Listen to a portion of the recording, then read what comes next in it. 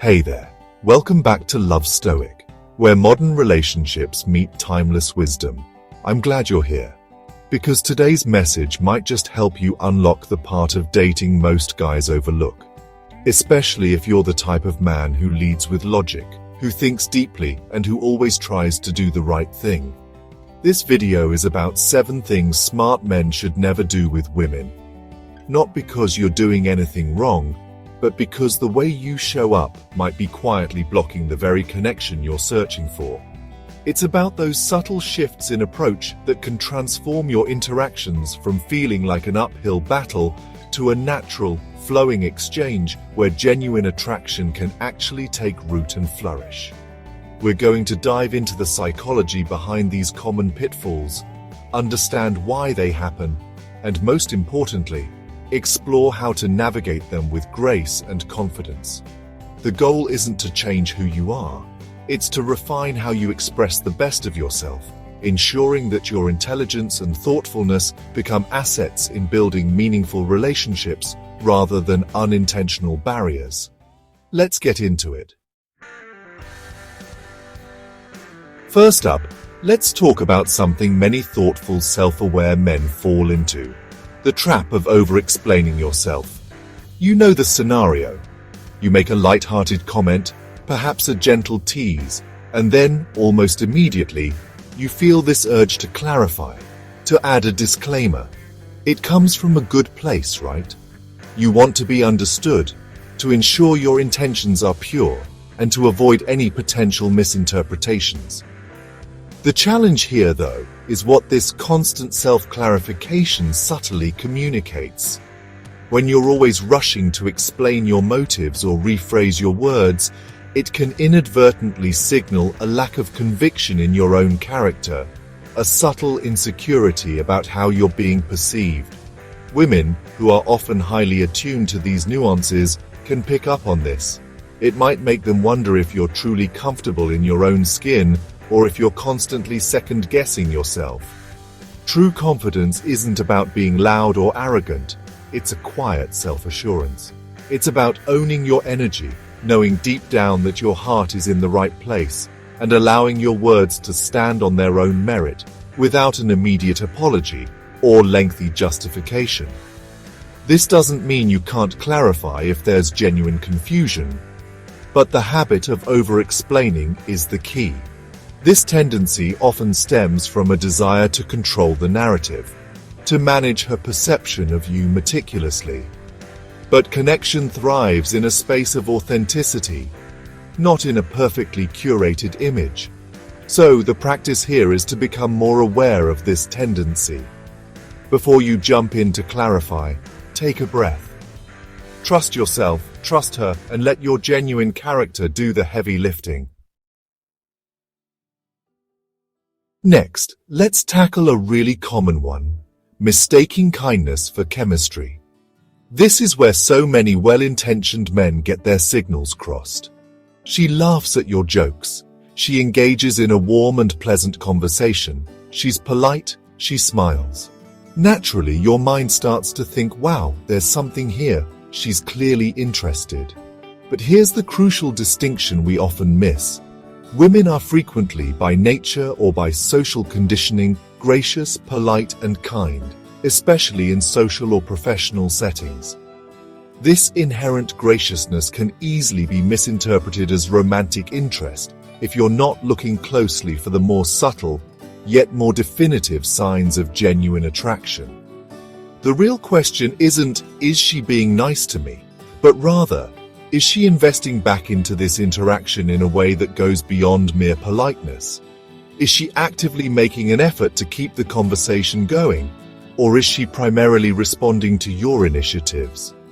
This is a key differentiator. Look for the reciprocity. Is she asking you thoughtful questions about yourself, showing a genuine curiosity to know you better? Or are her questions more perfunctory? The kind one asks to keep a polite conversation afloat. These are the indicators that separate baseline kindness from budding chemistry. It's so easy, especially when you're hopeful, to build an entire narrative in your head based on her warm smile or her engaged listening. But this can lead to significant disappointment down the line if you realize her warmth was simply her being a decent, friendly human being, not a signal of romantic desire. Learning to recognize genuine emotional investment over surface-level warmth is a vital skill. So the takeaway here is to observe with a keen but open mind. When you're looking for romantic connection, look for the extra signals.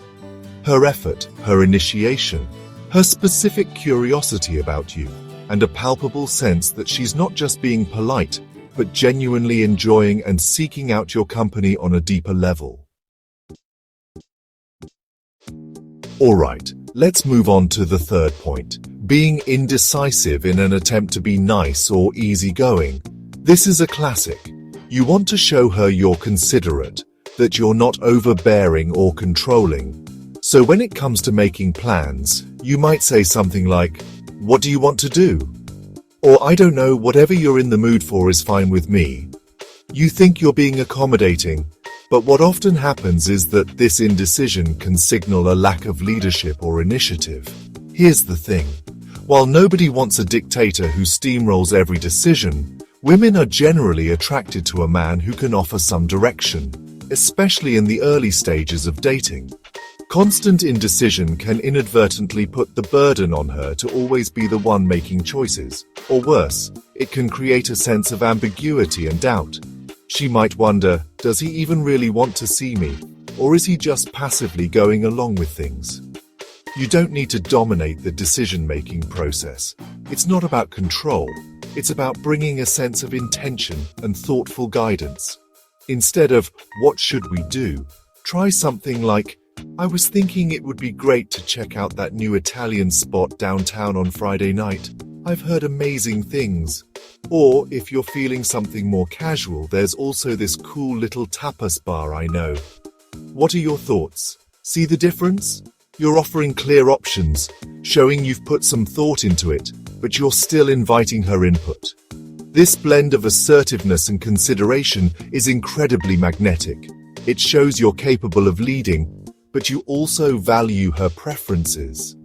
Indecision, on the other hand, can subtly communicate a lack of confidence or even a lack of enthusiasm. When a man confidently suggests a plan, it often makes a woman feel taken care of, in a good way.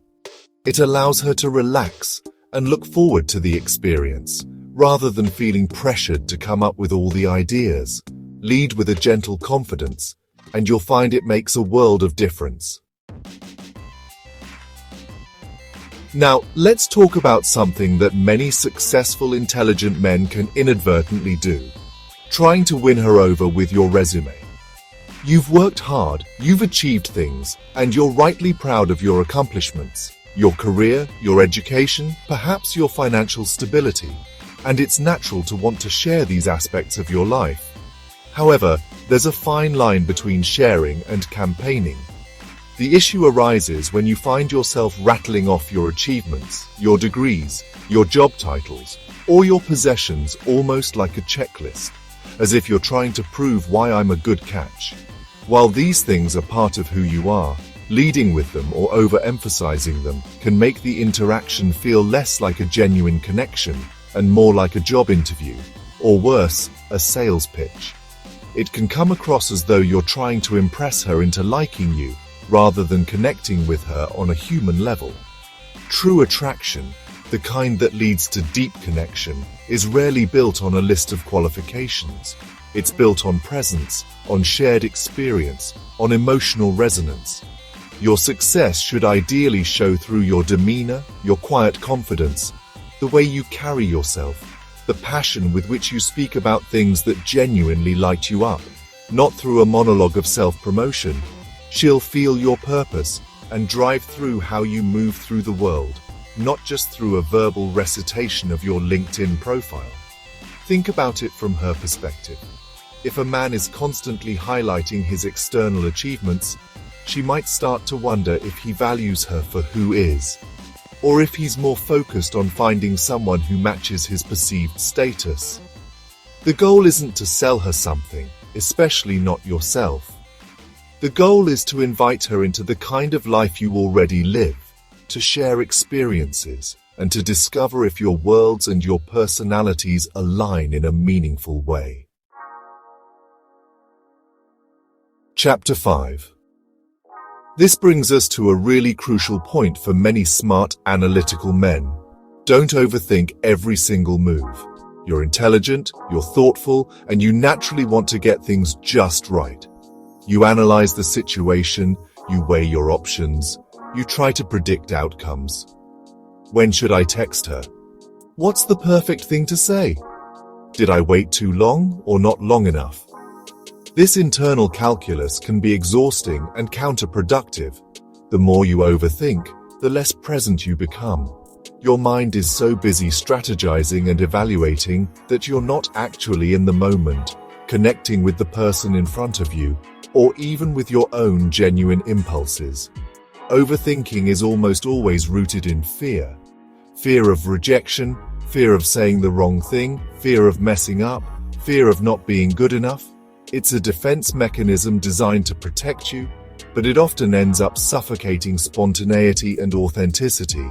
Guess what? The right woman, the woman you truly want to connect with, doesn't want a perfectly calculated, flawlessly executed version of you. She wants the real, imperfect, grounded man. She wants to feel your genuine energy, not the carefully curated output of an overactive mind. When you're constantly trying to manage her reaction, you're not being yourself.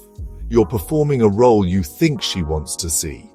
This constant mental gymnastics can lead to hesitation, awkwardness, or a sense of being slightly out of sync. Spontaneity is attractive.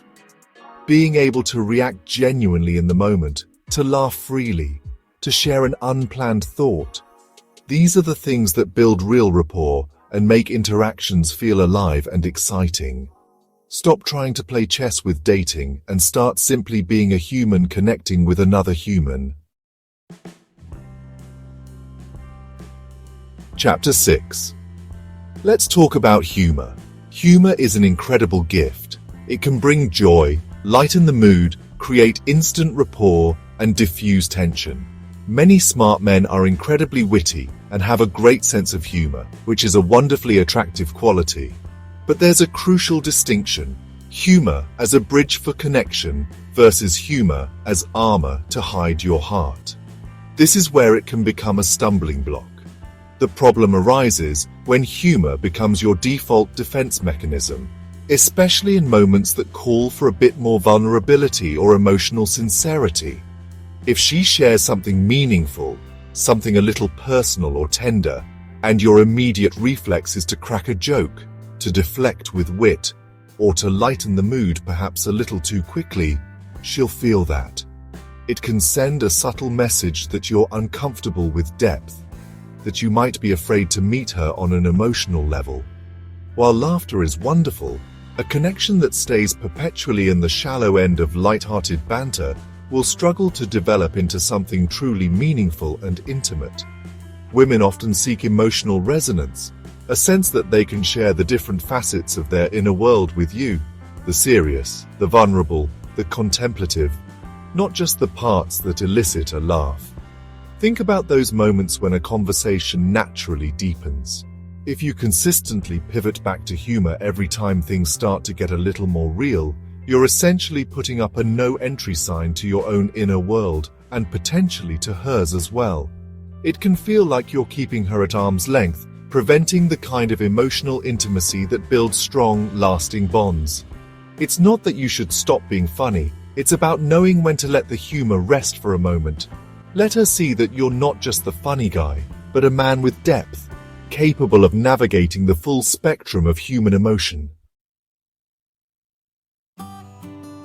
Chapter 7.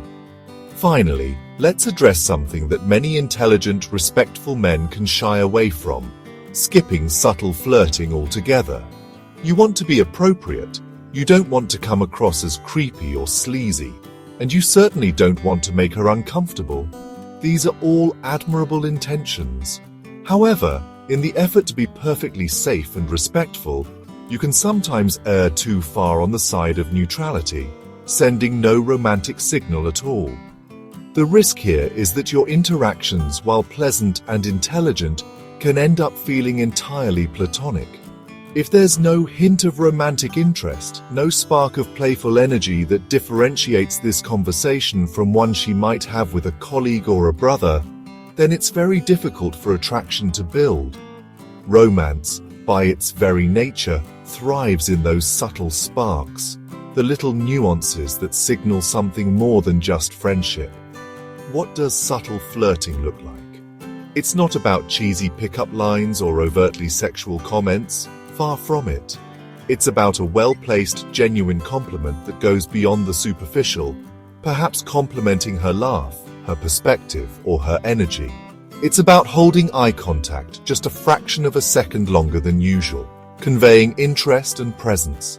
It might be a low, appreciative laugh at just the right moment, or a touch of playful teasing that creates a shared, light-hearted dynamic.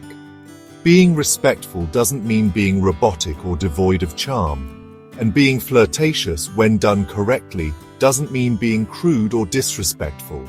It's an art form, a dance of energy. It's about creating a sense of intrigue, a little bit of mystery, and conveying that you see her as a woman you're potentially interested in, not just another person you're having a conversation with. If this message resonated with you, do me a favor. Hit that like button and subscribe to Love Stoic for more grounded relationship wisdom built on experience and timeless philosophy. Drop a comment below.